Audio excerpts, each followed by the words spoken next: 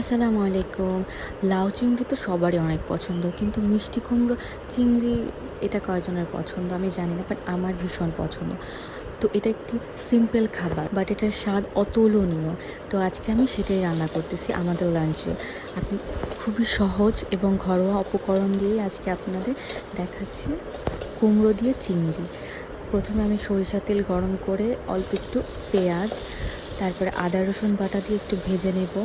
দেন একটু অল্প পানি দিয়ে দিব যাতে এটা পুড়ে না যায়।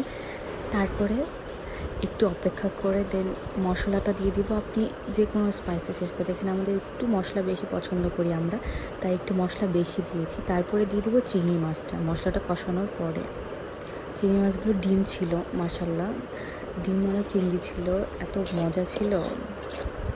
আর চিংড়ি হইতেছে এমন একটি মাছ যা সবারই ভীষণ পছন্দের, ছোট বড় সবার।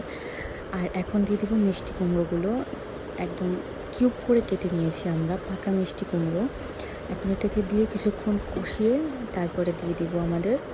এখন এটা ভালো মতো নেড়ে চেড়ে দিব, মিষ্টি কুমড়ো আর চিংড়ির মিক্স করে দিয়ে এটাকে ভালো মতো কষায় নেব।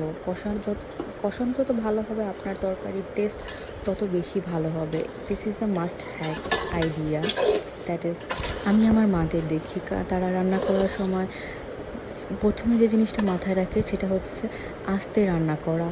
আমার দাদু সবসময় বলতো, আস্তে রান্ধো ধীরে খাও, তাহলে তরকারির মজা পাও। And this is the thing that সবারই প্রেফার করা উচিত রান্না করার ক্ষেত্রে। যারা রান্না করতে ভালোবাসেন আর টাইম নিয়ে রান্না করেন, তারা সবসময় এটা করেন। আমি যে আমার মা চাচিদের দেখে এসেছি।